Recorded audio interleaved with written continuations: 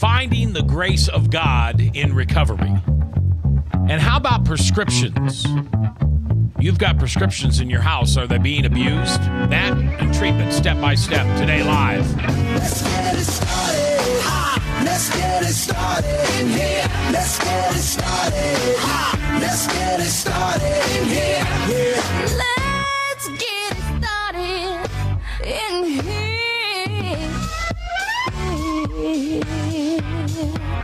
Welcome to The View from a Pew, a conversation among Christians who are out to grow their faith by asking the simple questions, the tough questions, and the stuff you really wish your pastor would talk about. Come on now, let's reason together. It's your voice we want to hear. The phone lines are open, so join the conversation. Call 855-244-0077. That's 855-244-0077. Now, here's your host, J. Michael McCoy.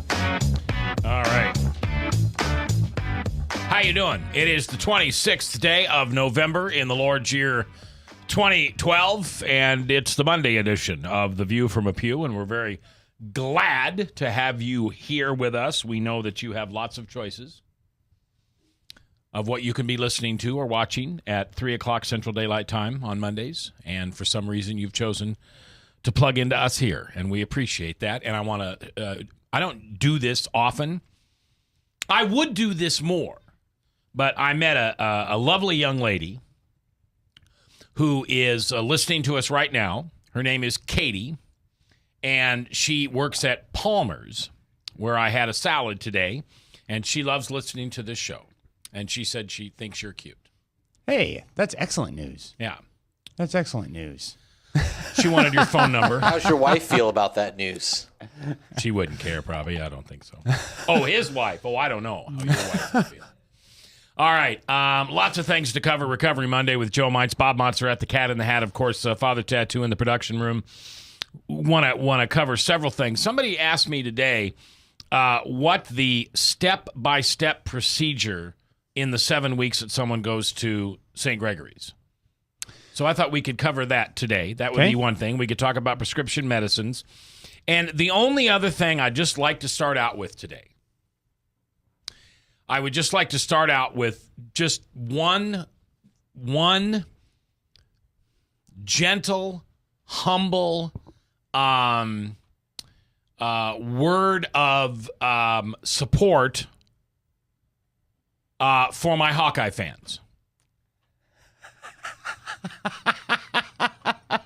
Because as a Nebraska Cornhusker, true and tried, there's only one day of the year that matters. I don't care what kind of season the Hawkeyes have. The Friday after Thanksgiving is the only day that matters since Nebraska joined the Big Ten. And it was a glorious, glorious day. And if you noticed, I didn't wear my Nebraska sweatshirt. I didn't wear it to church on Sunday. I didn't wear it to any meetings. You know, I didn't gloat, but I thought I would take 30 seconds on my own radio program. And I also got to tell you, good game, Hawkeyes. I mean, you know, good game. But we were handicapped by the weather. But I'm glad we won it anyway. Anyway, so Dan's over there with his Hawkeye hat on. Notice I turned it around just for that speech. I appreciate that. Well, so how do you feel about that game? I'm glad I'm a Bears fan. I see. Bears are doing very well this Very year. well this year, yes. Yeah, all right. All right, so Joe Mites from St. Gregory's is in the house. We're going to talk later about prescription drugs and the stuff you've got in your cabinet that can be harmful to other people. Are there any I mean, we know Oxycontin. Yeah. We know, well, you have to name them off. There's, 6, 8 drugs that are commonly in people's medicine cabinets that are harmful if taken by somebody else and taken in abuse. Yeah, any of the painkillers, any of the anxiety medications. Right. Those are the big ones. Like Xanax is a really commonly anxiety med that people will take. But other than that, it's your painkillers, Vicodin, Percocet, hydrocodone, right, Oxycontin. So let's talk about the mood-changing legal drugs. So these would be something that someone would get for depression or anxiety. Anxiety. Okay, and this would be Xanax. Mm-hmm. This would be Cymbalta. Yeah. This would be okay. So what happens? Zoloft. So, and I know this is an ignorant question, but I don't know. What happens if somebody takes? They're supposed to take 1 a day, and they take 4 twice a day. Depending on the drug, you could be talking about an overdose pretty easily. Really? With 4? Xanax, and this is also, we've talked about this a couple times. It comes down to, your DNA. How do you metabolize those drugs? How do they really react with you specifically? And that's going to be different for everybody. It's just like when you go to the bar and there's the great big guy sitting next to the real little girl, and the real little girl drinks the great big guy under the table. That's because she's metabolizing alcohol differently. Her body's able to handle that better. It's the same way with any of these drugs. Now, people get up to insane amounts of these drugs just over the years because they build up a tolerance for them. But the big issue, what we really see, whenever you're on any of these drugs, it can become physically addictive. So you're physically dependent on the drug. But they're not narcotics. Why are they physically addictive? Well, narcotic doesn't mean can't be physically or has to be physically addictive. All right, so. I'm sorry. Duh. But the Xanax especially. Yeah, the Xanax is one that a lot of people don't realize this because it's not an opiate. Right. It's not like in the heroin world. And people will take Xanax for anxiety for years, and they'll take it as prescribed. What they don't recognize, if they're taking it regularly, is that they are physically, chemically dependent. And were they to just stop, they're going to experience withdrawal. Just like when you have a real heavy drinker who all of a sudden stops drinking, you'll get the DTs, the shakes, and you'll start going into withdrawal syndrome. And it's going to have physical ramifications for doing that. Same thing with these medications. It's just that since they've taken it regularly for so long, they don't really a lot of times miss their pill, and they don't know that. All right, so Johnny takes Zoloft. Okay. And takes it regularly, and then all of a sudden, Johnny starts, what? If he's abusing it, what do we see? Is Johnny just like a happy 60s hippie? No, Zoloft, tell you the truth, I'm not entirely familiar if there even are any withdrawal symptoms. The depression medications are different. In fact, they don't even know how those work. Even in the commercials, they say is thought to work by using this pathway and affecting this receptor. They're not even sure exactly. You just get happier? Painkillers, that's basically like a heroin addict. You're pretty much going to be, I don't want to say in la la land, but when you're actually high, you're high. It's no different than being drunk. As far as the effects that it's going to have on your perception and your ability to function and all of those things. But the problem is what we really see is there's a lot of people who are taking their medications as prescribed. Okay, so let's say you've got a degenerative disc problem in your back or something like that, and you're on these pain medications because without it, you're in pain. Okay, time out. What did what did my great grandfather do in 1812? Let's go back 200 years. Were there medications back then? Were there drugs that you could go to legally buy, or was legally not an issue? Well, there's opium. Okay. And that's a lot of times what they used. Okay. But, for the most part, what we're really finding now, there's a thing called, well, we don't want to get into that yet. But basically, people are able to handle their pain better the more that they live with and learn to handle their pain. Okay. The problem, a lot of what we face is somewhat cultural.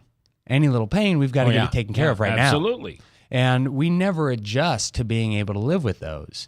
And so that's one of the issues that we see is they really are overly used because we kind of dramatize our pain. We're a weaker culture than what we used to be. Sure. We're wussies. And that's part of it. I spoke about that too. If you remember, I was taking ibuprofen for a procedure I was going to have, and they told me to keep taking it. I was on it for months.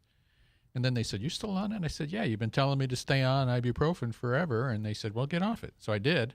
All of a sudden, I felt all these pains that were normal that I never noticed. Just regular aches and pains. Yeah, right now you have aches and pains. We all have things that are going on, but we don't even notice it. But once they're gone and then they return, then all of a sudden you're going, what's wrong with me? I've got this pain here, pain here. And honestly, we do have pain in our bodies right now, but we have compensated. We're learning to live with it, and it doesn't really bother us unless it gets severe. This section of the View from View brought to you by the makers of ibuprofen. Sorry, good. So it's an over-the-counter drug that people do take and take a lot of. Usually you don't get hooked on it, but the difference is when you get off of it after you've taken it for an extended period of time, you start to notice it. Yeah. And that goes for so many other drugs that you take. And so they can take a toll. And as a narcotic, that's not a narcotic. Narcotic causes narcosis. It really dulls your brain. Okay. You can't think very straight. You know, people that are under hospice care are given narcotics to kill pain. Right. And a lot of times they're out of it, totally out of it. They don't know who's in the room, who was there, because they're so heavily sedated by that. Another example, if you remember Doc Wooters, who used to be the sure, ME R.C. here. Wooters. R.C. Wooters. He was Lived up in Windsor Heights. He was addicted to morphine for Really? years. Yeah, he would get it, and and finally somebody caught him taking morphine, and then he had to go through the program to get off of it. But he was addicted to it because he had some kind of surgery, some kind of Did he procedure. shoot it up, or did he? I think he did shoot it up, and so, but he was on it for years, and then so I'm just saying that people can even look at Rush Limbaugh, Yeah. who was also addicted to his pain medication. So it's one of those things that you just don't want to get off it because you're physiologically addicted, as opposed to we talked about psychologically. Right. Joe Meintz is my guest from St. Gregory's Retreat Center. Also, Bob Montserrat, the Cat in the Hat, who in his full-time job is a forensic scientist with the state of Iowa, and that's how he knows everything that he knows. And then the voice in the Hawkeye background over here is, of course, Father Tattoo. I almost wore my Hawkeye sweatshirt, too. Well, what you're a loser.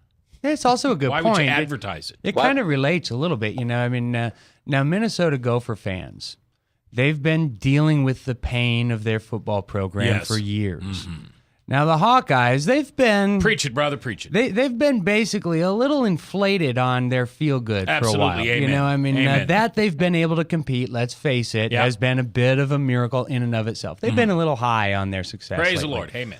And now this year, we're back to what they ought to be as a Cyclone fan. Yes. From my perception, I was just is gonna about ask, where they what is this, belong. a Cyclone fan? But it feels much worse to them because they're not used to it. It's a lot like dealing with some of the surprise aches and pains that come with coming off of narcotics. Something that psychological thing. that the Cyclone fans are very familiar with.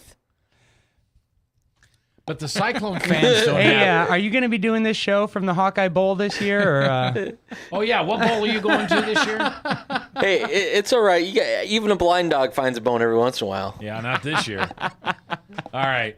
There we go with that rabbit trail. Little rabbit foo-foo jumped in again and tapped us all on the head. I'm J. Michael McCoy, and if I haven't told you lately, thanks for listening. You're listening to The View from a Pew. It's the Monday edition, 26th day of November, and Joe Meintz from St. Gregory's Retreat Center is in the house. I want to tell you a little bit about the rest of the week because we've got a 5-day work week, guys. You think we can make it through this? It's tough. I'm going to need a break halfway through. Coming up on tomorrow is one of my favorite buddies, Andy Alexander. And Andy is an apologist at Iowa State. Well, I guess he's not at Iowa State. He's a student at Iowa State. He's a student, an apologetics guy. Yeah, he's an apologetics guy, fun guy. So I look forward to having him on there. Then on Wednesday, it'll be the Democrat against the Republican. Rob Tully, who is a former senatorial candidate out of the Dubuque area, is also the former head of the Democratic Party in the state of Iowa. He will be in as we talk election results. On Thursday, Tom Clegg will be in. Tom has been with us a couple times, and Tom's going to talk about the 5 essential characteristics of a successful church. And it doesn't matter what denomination it is. It doesn't matter anything. These are the 5 successful characteristics of a successful church. So that's going to be this week, and then Friday, Mike Augsburger will be back in. So we look forward to having him. Okay, Joe Meintz will be back in just a minute from St. Gregory's Retreat Center as we continue to talk about prescription pills. And later on, step by step, what happens as someone goes through St. Gregory's Retreat Center as a patient. That's coming up live here on KTIA, Iowa, powered by WebcastOneLive.com.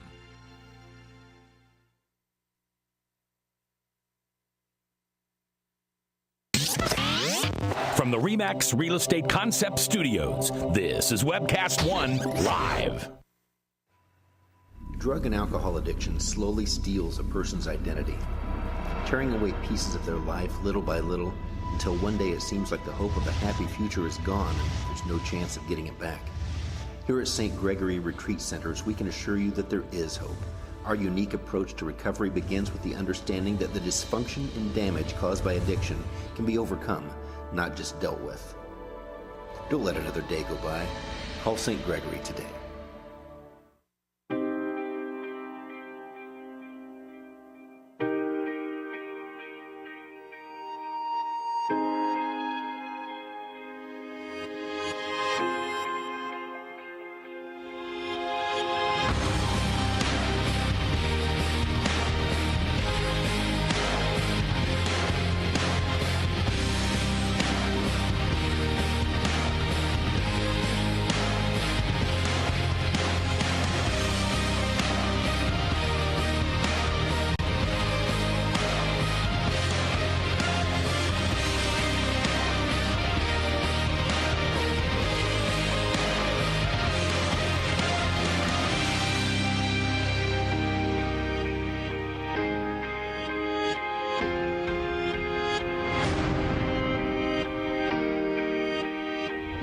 The dawn of a new era begins.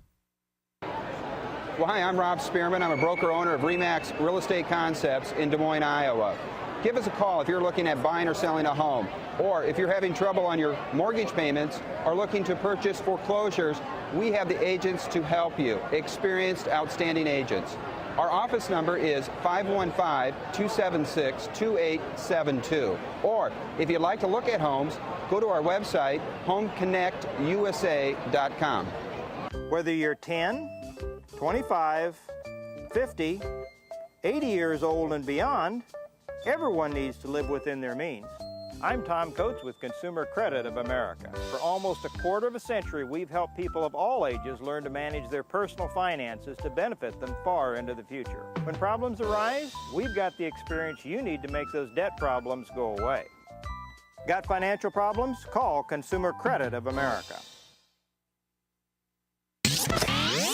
From the RE/MAX Real Estate Concept Studios, this is Webcast One Live.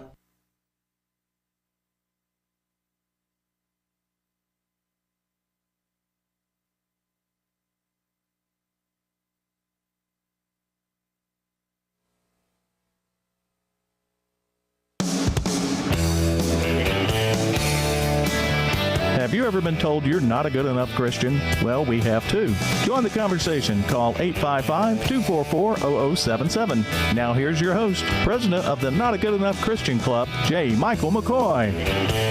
Okay, welcome back. 26th day of November in the Lord's year 2012, or if you're Jewish, 5773. We are live here on Recovery Monday with Joe Mines from St. Gregory's Retreat Center as we talk about some of the prescription painkillers.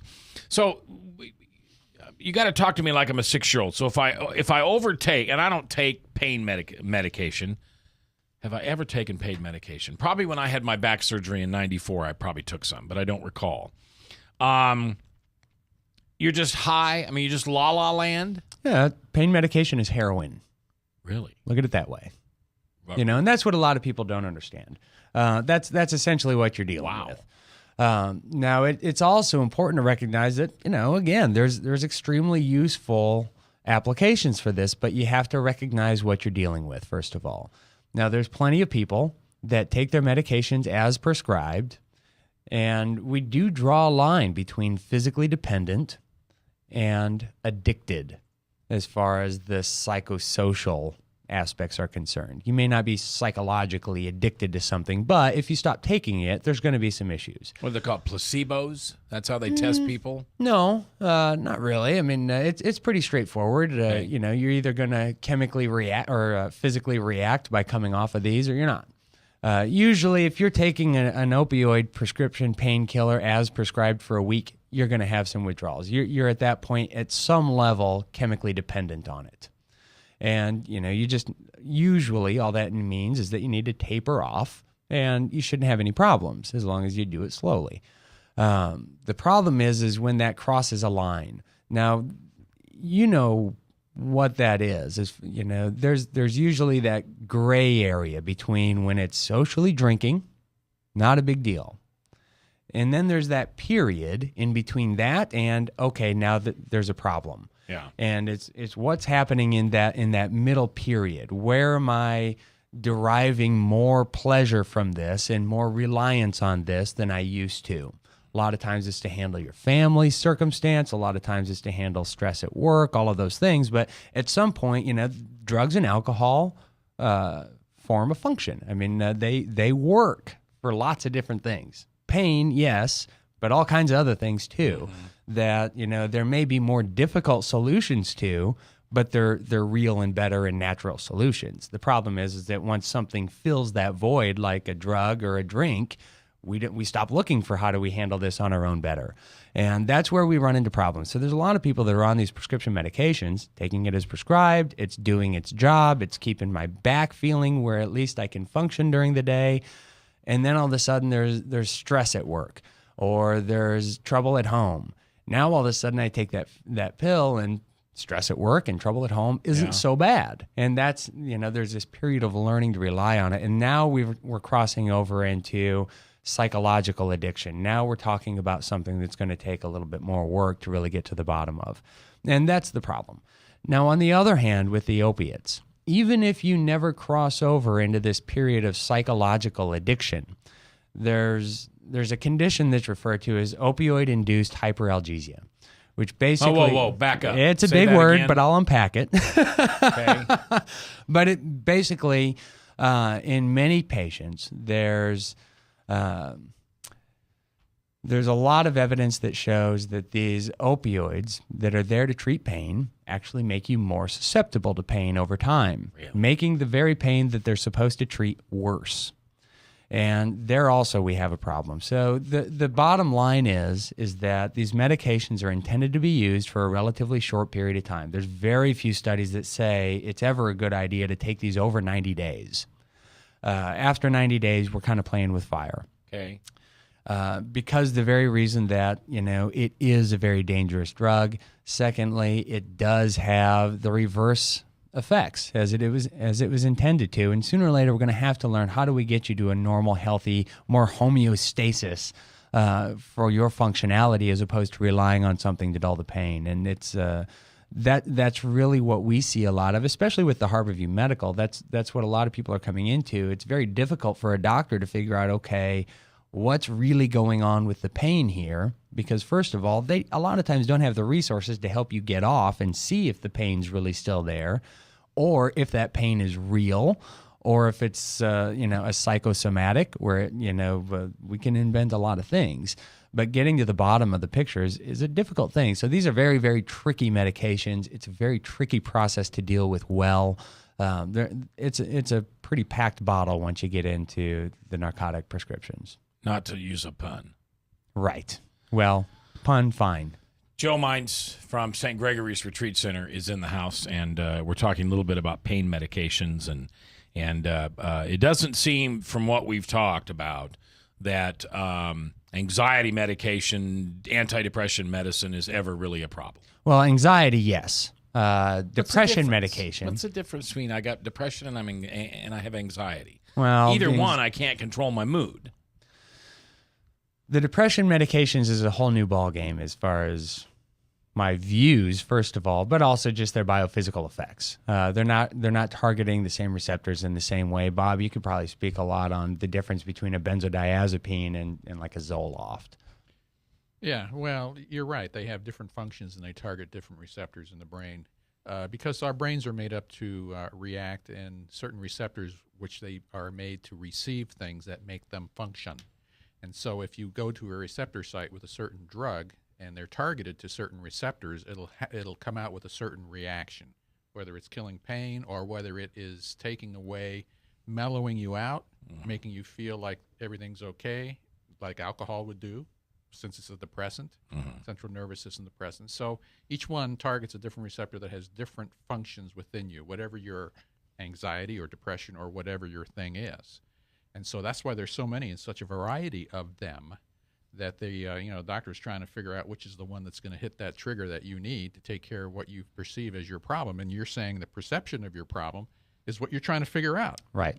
And that's why it takes time to figure out where that person is, but doctors don't have that time. And so they'll just say, hey, try this. Okay, that doesn't work. Let's try this. And let's try this. But doctors understand what they're doing to people, don't they? Well, no. I mean, not always. They listen to the pharmaceutical sales reps that really say a lot of things about what their wonderful drugs will do because, I mean, their job is to push their product. Right. You know what I'm saying? Yeah, legal drug dealers. Well, yes. And this is what this will do, and this is wonderful stuff, and here's 1,000 free samples you can give out to your patients, and if they like it, you can write a script for it. Am I off base here? No, you're really not. And that's also an issue is, if a guy comes into your medical practice, he's going to report symptoms or he's going to report how well that drug handled the symptoms he reported the last time he was there. And that's what a doctor has to go by. That doctor can't go home and sit in on, well, what's your family life like, and get that real story. Right. And that's the real trick is there's so much else to life that you can't just, do a medical intervention and get the whole story with a 5-minute rundown on this is what's going on. Exactly. And that makes it really tough. Right. So. And even for me, I'm big on nutrition and nutritional support. And I know you deal with that too with St. Gregory's.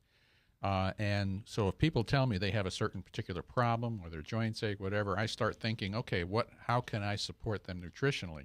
Again, I'm guessing from what they're saying as far as their symptoms, but the symptoms could be from many other things. Yeah. It could be an allergy to something, to gluten, or whatever that's causing these things. I don't know that. Yeah. And so in the same aspect, Mac, as far as, even, when you're trying drugs, I'm going to say, okay, why don't you try this? Why don't you try MSM, methylsulfonylmethane, which is not, it's a natural product that your body needs for growing and cartilage building and all that. So I'll say, why don't you try some MSM or glucosamine? So in a sense, I'm doing the same thing, except my approach is through nutrition as opposed to here's a drug to try to cover your symptoms.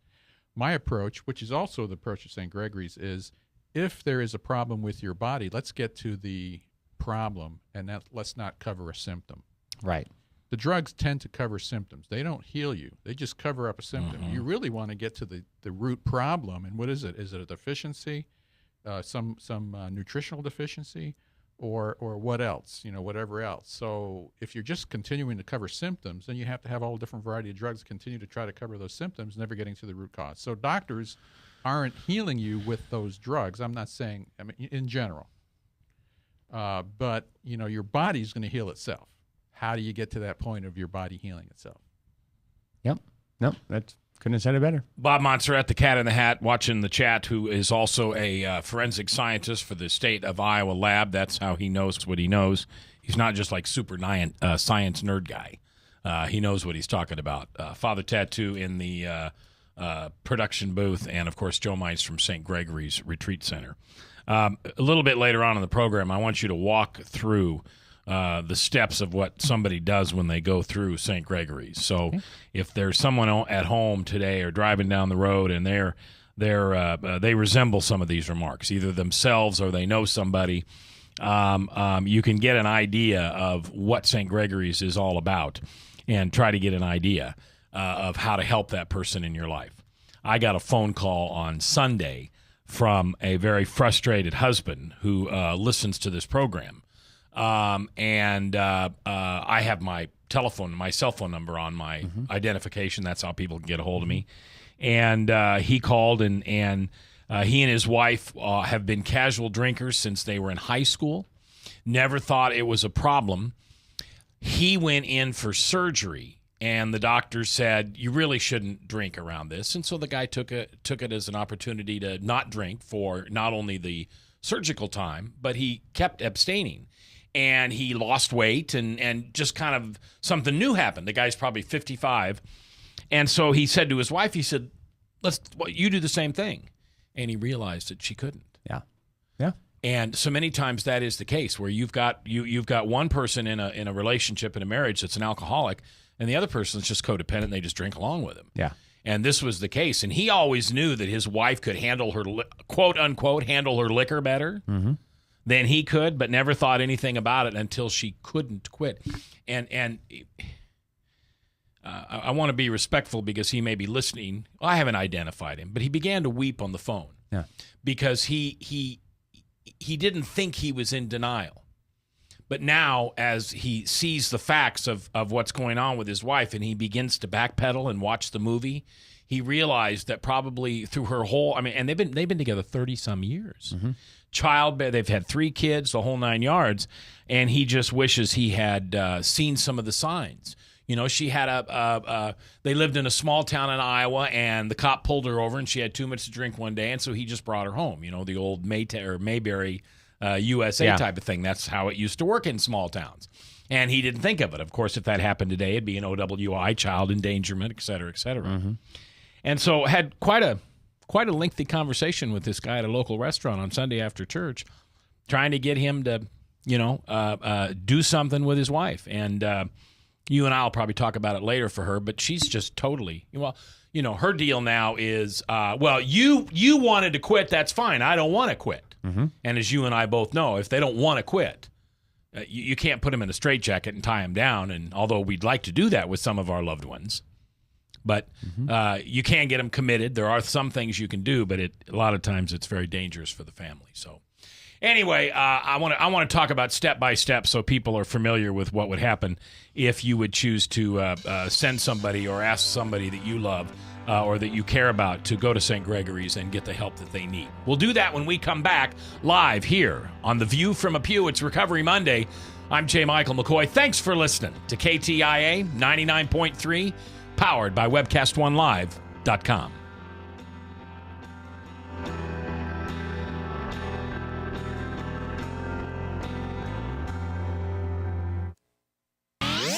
From the RE/MAX Real Estate Concept Studios, this is Webcast One Live. Drug and alcohol addiction slowly steals a person's identity, tearing away pieces of their life little by little until one day it seems like the hope of a happy future is gone and there's no chance of getting it back. Here at St. Gregory Retreat Centers, we can assure you that there is hope. Our unique approach to recovery begins with the understanding that the dysfunction and damage caused by addiction can be overcome, not just dealt with. Don't let another day go by. Call St. Gregory today.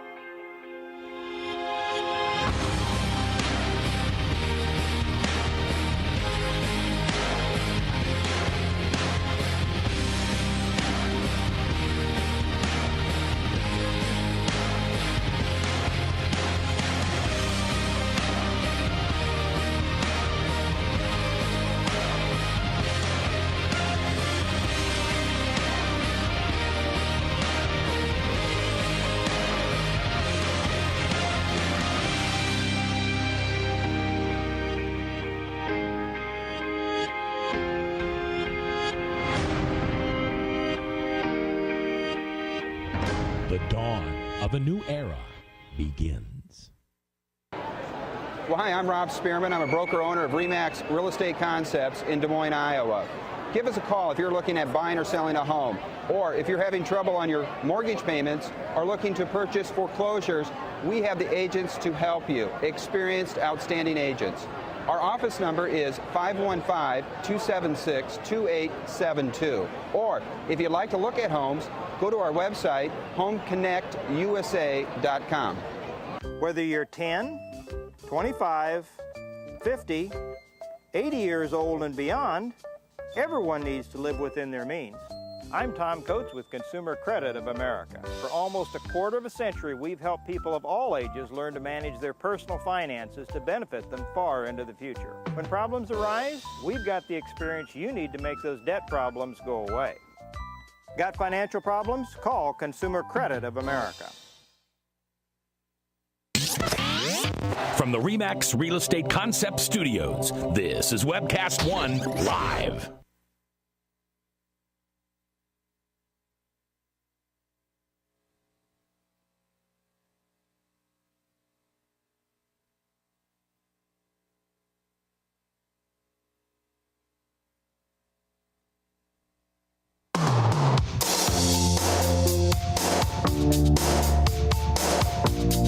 if you sit in the back pew or the front pew. It's your voice we want to hear.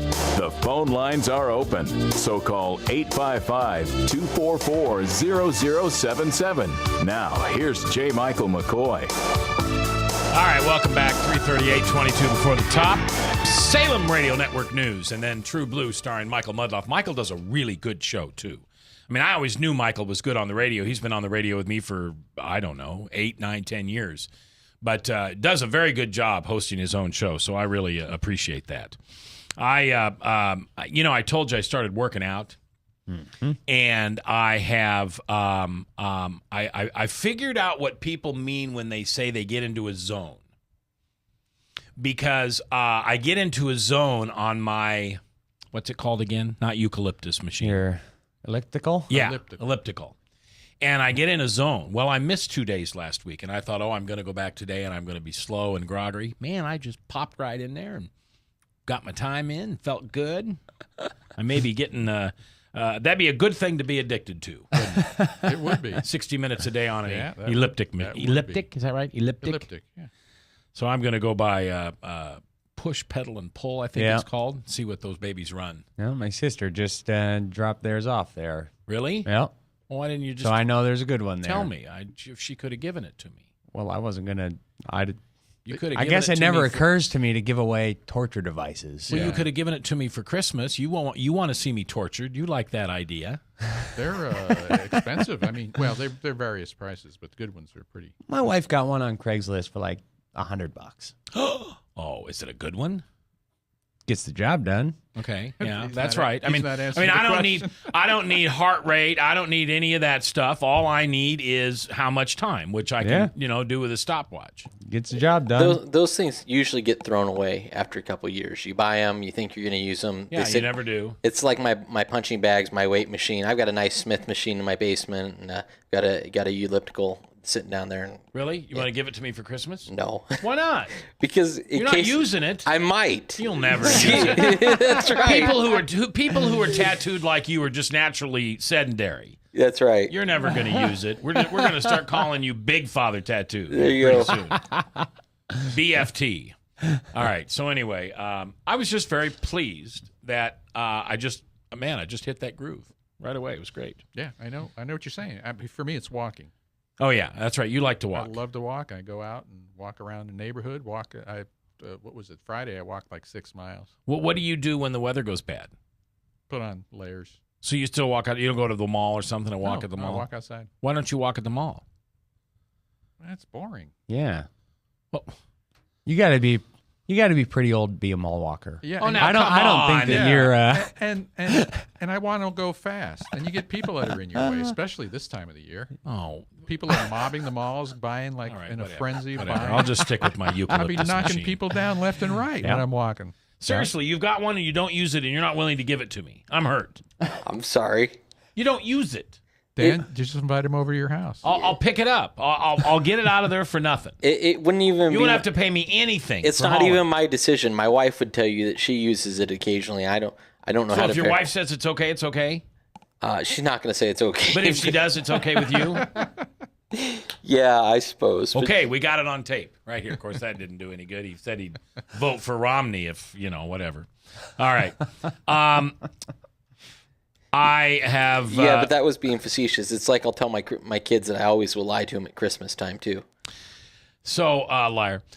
Somebody decides they want to go, and they're going to St. Gregory's. And so they are... How are they taken to St. Gregory's usually? And you've got a men's facility in... both here somewhere in Iowa. Yep. Sorry. I'm sorry. I forgot. But they're very nice they're very nice campuses in somewhere in Iowa. A woman's facility and a men's facility. And they're not together. Right. They're far apart. Right. The only thing that's in the same campus is our detox facility or medical stabilization unit. So everybody goes there. Is that the fancy word for it? Medical stabilization unit? Yep. MSU? You got it. Okay. Go MSU. You got it. But yeah, everybody starts there. And, that's really the whole point is that first step is really spending a lot of time on what does it look like for us to help you feel better. faster. Your body's got its own recuperation rates and all of those things. Our goal is to speed that up. Let's help you get through that phase where you're really building your body back up faster. Okay. Whereas a lot of times it's a pretty unique circumstance. A lot of times you'll go to the hospital and you're just kind of in a hospital bed and they'll come around and give you your pill or whatever every few hours, and that's about it. Okay. That is not what the experience at St. Gregory's is. The whole point there is lots of attention by our medical staff, lots of attention with our counselors. We're really there to help you feel better. That means our hydration and nutrition therapies, all of those things. We're really just focused on let's help you bounce back. A lot of people are really afraid of that first week when they're not using. And our goal in life that first week or so is to help you feel as good as possible fast. And you guys have a medical process. Yes. That helps the body not go through the traumatic detoxes. Right.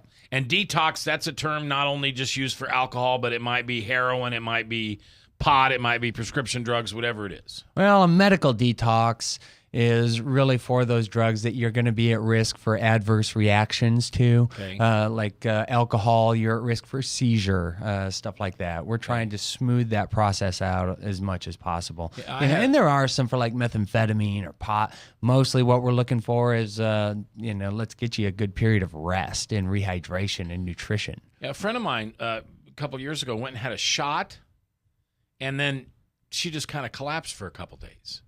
Went to Broadlawns, and they gave her a shot. Yeah, we're not going to do that.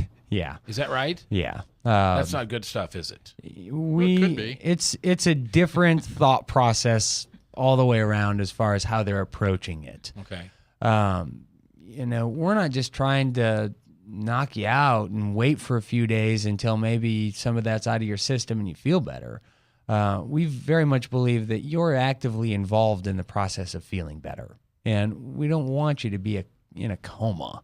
And, that to me really strikes a nerve. Yeah, I just really hate the way most people in a medical facility will approach this period of detox. Frankly, it's usually 24 hours and somebody's got 3 new behavioral diagnoses and they haven't even been able to open their eyes because they're so drugged up from what the doctor gave them.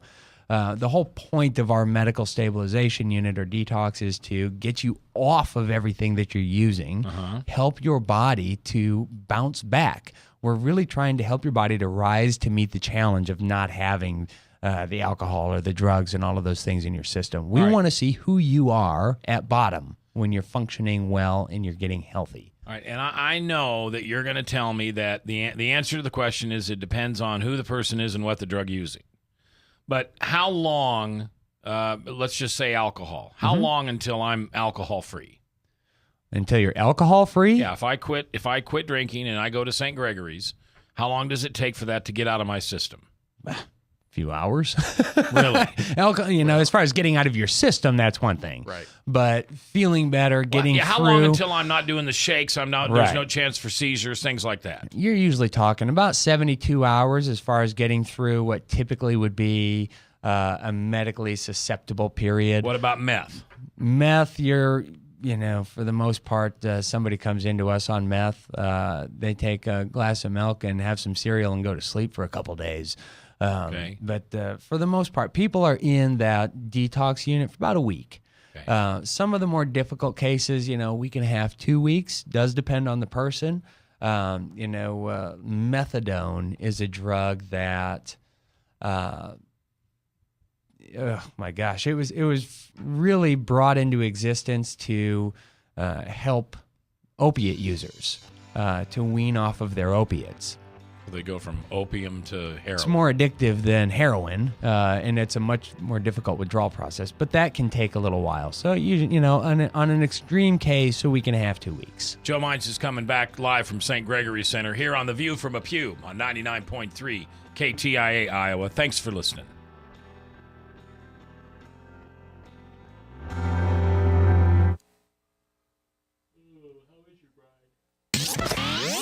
From From the RE/MAX Real Estate Concept Studios, this is Webcast One Live.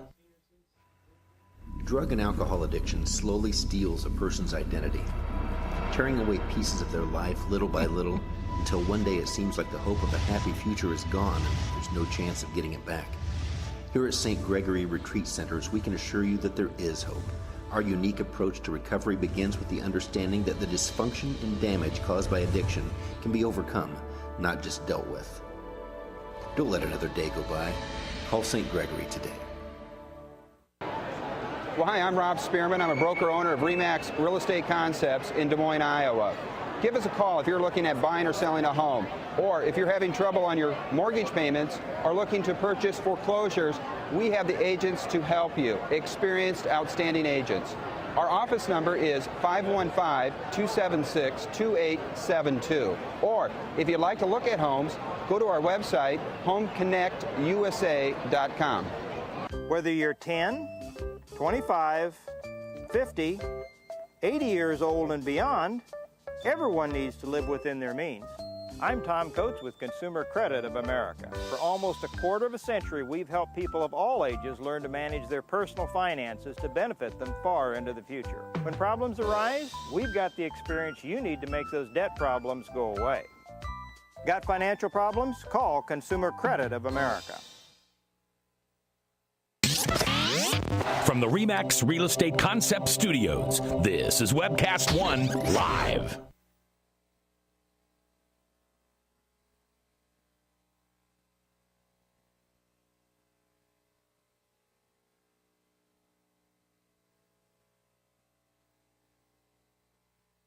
Happy holiday. Happy holiday. Now hold on. Around here, we say Merry Christmas. And now your host, a guy that looks shockingly like Santa Claus, J. Michael McCoy. I resemble that remark.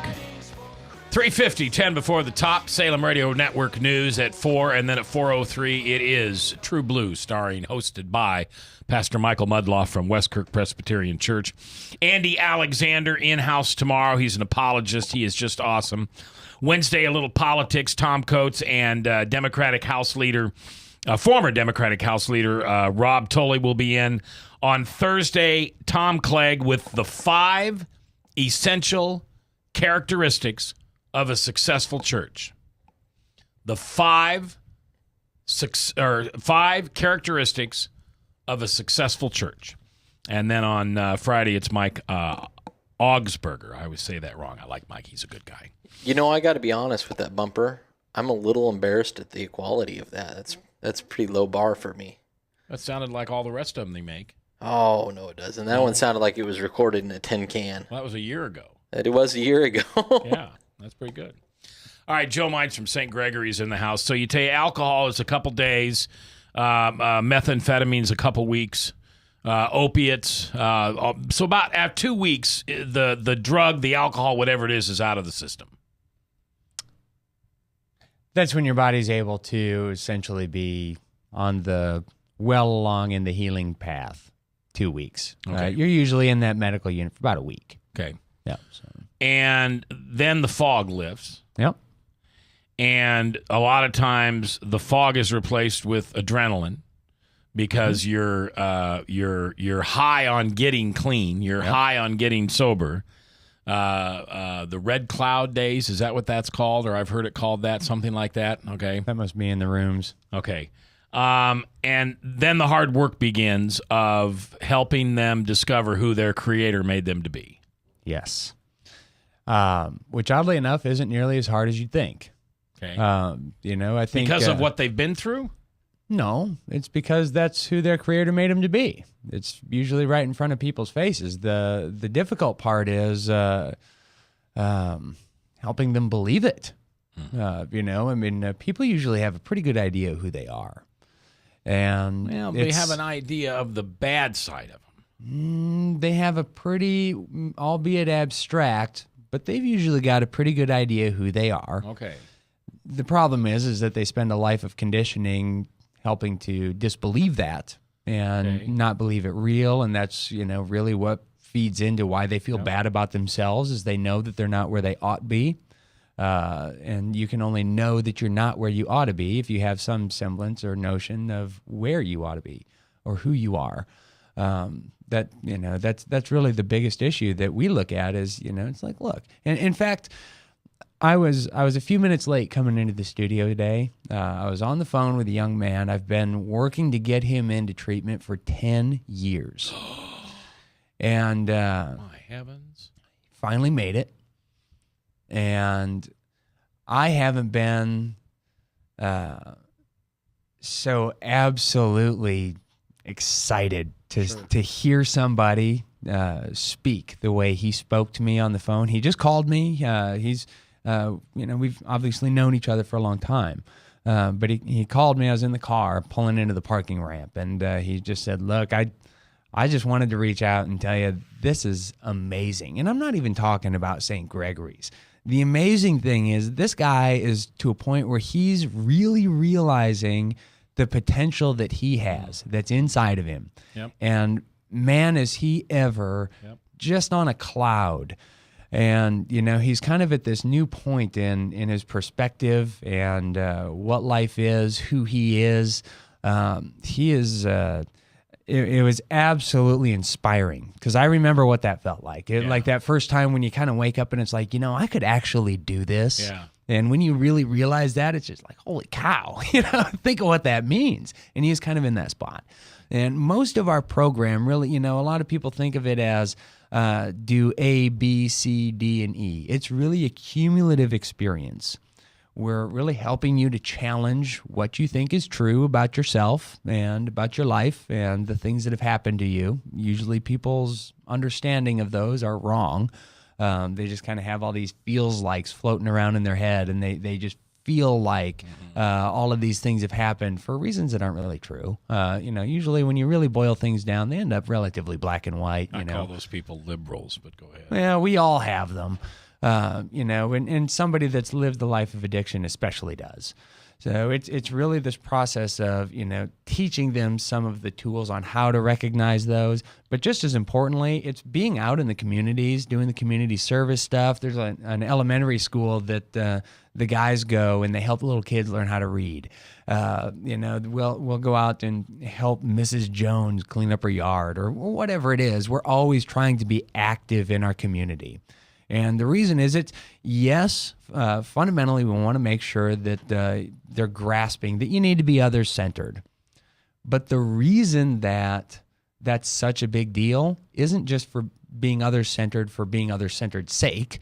There's a massive reward that comes from that, first of all. The way you feel when you've honestly gone out and given something of yourself, that's a big deal. It's especially a big deal here because they did not believe truly that they had anything to give.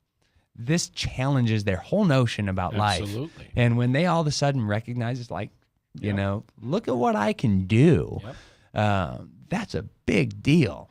And that's really where everything starts falling into place. And from then it's really saying, okay, well, let's take a look at the things that you're learning about how do you manage your emotions and behaviors and all of those things. Let's put together a game plan as far as what does it look like for you to get to a point B? What does life look like for you? And then really taking that understanding of, okay, now you know that you can be part of a community. You know that you're equipped to deal with what comes your way. And you said this guy, it's been 10 years? I've been praying and offering opportunities for 10 years. So his addiction goes a lot longer than 10 years then? Yep. Unfortunately, I would say about 15 years. Mm-hmm. He's not that old of a guy. Okay. So we're talking junior high. Oh my gosh. When you started. Now, everything you were talking about today with people that are in recovery, there's also the spiritual aspect too, right? Absolutely. It's blended into that. Absolutely. And that's the first thing that he said. They're valued. And I can't give away too much because, it's a bit of a surprise, but the recognition of how far he'd wandered was amazingly evident. Sure. And also how God sees us. Yeah. Absolutely. What he thinks of us. Absolutely. And I think that's important, an important aspect too. And that's one that's also stressed too. Yep, it sure is, and that's just the thing. It's, our recovery approach isn't about addiction. It's got nothing to do with addiction for most days. Yeah, I mean, we learn some of the stuff about it and, what does this drug do? What's alcohol do to you? But for the most part, it's about your life, because that's the point. Joe Mites from St. Gregory's in on Recovery Monday. We appreciate you being here. Bob Monster at the Cat in the Hat. Father Tattoo, and I'm Mac. We'll see you tomorrow. Salem Radio Network News is next, followed by Pastor Michael Mudloff here on KTIA, Iowa.